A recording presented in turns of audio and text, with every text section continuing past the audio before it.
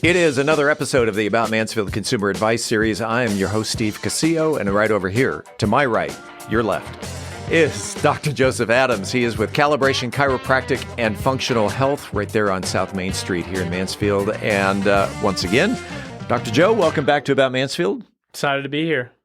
We have been covering over the past couple of weeks the 5 trigger points for migraines. And to our listeners and to our viewers, if you are a migraine sufferer or if you know someone who is, you might want to forward them this information and let them know that not only this one, episode 4, but go back to 3 where we get into triggers, episode 2 where we go into the basics of the triggers, episode 1 where we talk about what specifically is a migraine. And today we're going to talk about the 2 triggers that we did not cover last week in these 10-minute nuggets of information. So today we're talking about neurological triggers and lifestyle triggers. And so, Dr. Joe, let's get into what are the neurological deficits and triggers when it comes to migraines. Yeah, so the neurologic piece is one of the more important ones, and primarily that shows up in people's coordination, their balance, and their eye movements. And with coordination, we notice that people maybe are not as coordinated on one side of the body as the other. And so, coordination, shows up in, like fine motor tasks, right? And one way that you could test this on yourself would just be to see, if you can coordinate the movement of 2 arms uniformly, right? So can I do this pretty evenly with both arms? And as you can see, they look pretty even. Let's check yours out. Yeah, so go a little bit faster, So, yeah, so yours look pretty coordinated as well. Pretty coordinated. And you should be because you're a musician. That's right. It makes sense, right? I mean, he's trained his brain for extreme coordination, actually. But somebody who's got a deficit, what you may see is when they're doing, something like this, is this left hand may just be all over the place, right? And the right is like just perfect. Yeah. And so that's one of the things that we notice on people is they have a coordination problem on one side or maybe both sides of the body. And that can show up in the upper extremity or the lower extremity. And so you can do the same test with a foot tap and see if there's a big difference in your ability to tap your feet. And you may find that if you're a migrainer. And that just lets you know that, hey, you have some of these neurologic deficits that, could be trained, rehabbed, and improved and would improve your migraines. The other one is balance. And there's even a very specific type of migraine disorder called vestibular migraine. And that's when people get dizzy with the migraine or maybe dizzy before they have the migraine. And this one is because they have a problem in their vestibular system. Okay.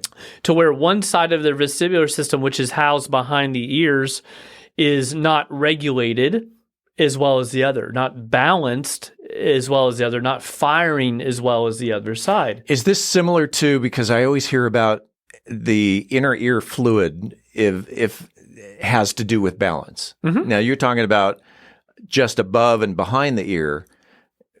Is this related also to inner ear fluid? Yes. So the fluid that's in the vestibular system, which is not in the ears. Mm-hmm. Fluid in the ears would not be a good thing, obviously.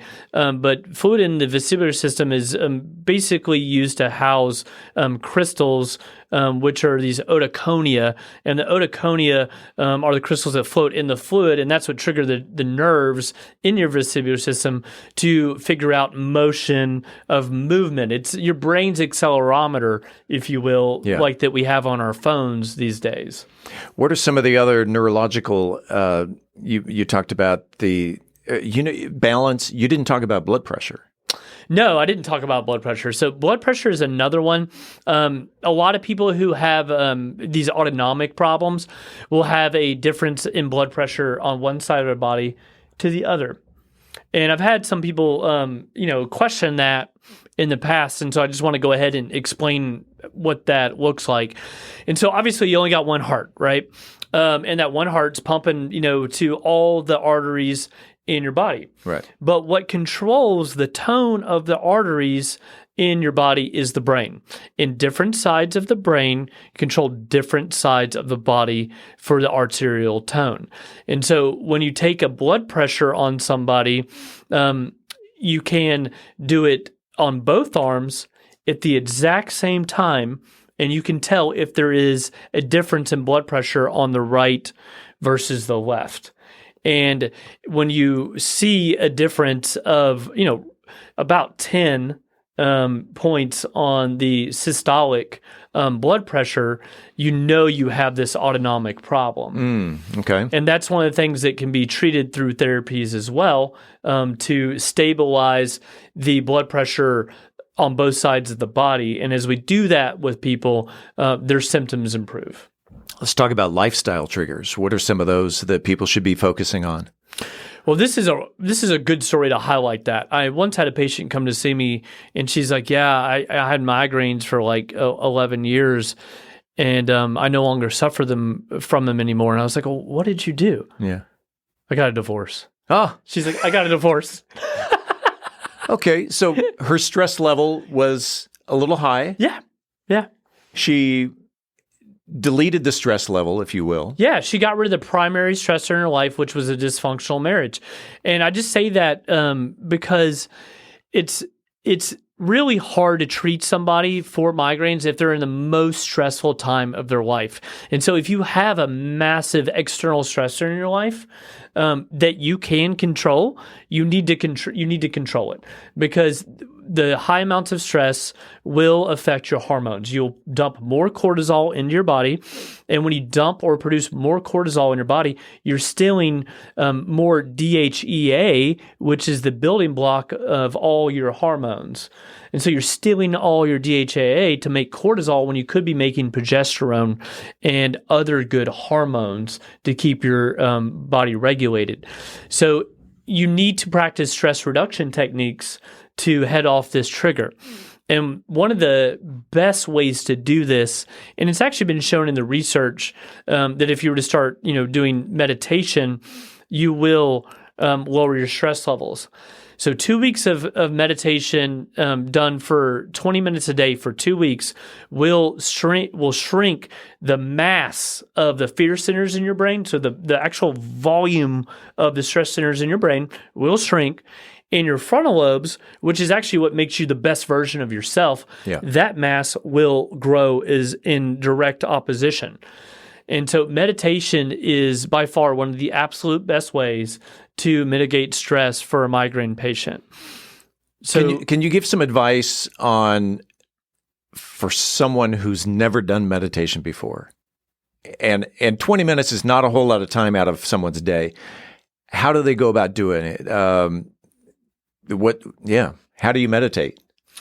So that meditation has, I've noticed over the years that when I bring this up with patients, there's a lot of misconceptions about meditation. And I think the number one misconception about meditation is that you have to eliminate your thoughts. Yeah. And that's impossible. You cannot eliminate your thoughts. We don't even know where thoughts come from. Like we don't understand this at all. And so you cannot suppress them. What you do need to learn how to do is to become an observer of your thoughts. Okay. And so instead of associating, every thought as you, so let's say right now a thought pops in my head is like, man, I really like a cheeseburger, right? And let's say I don't need a cheeseburger, for some health reason. What I need to learn how to do is to step back from that thought. So I'm the observer of that thought about the cheeseburger. And then when I can get further away from it, I can make a decision about it instead of just reacting and doing it. Okay. So meditation is really just focusing your mind so that you can be aware of what thoughts you're having and what experiences you're having in your environment. It's not about suppressing thought. It's about getting away from the thought and noticing it. Scheduling your day is equally important, is it not? Yes, it is, because if you're a migraine patient, you can't skip meals. And you also can't go to sleep at erratic times. So you need to build a very structured lifestyle to where you're eating at set times and that you're going to bed at set times and not varying from those schedules, because if you vary from those schedules, you're going to have or more likely to have a triggering event.